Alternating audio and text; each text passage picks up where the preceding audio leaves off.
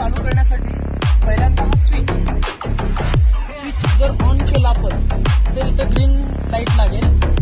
okay, त्याच्यानंतर हा जो समोरचा आहे मग प्रेस करायचं, खाली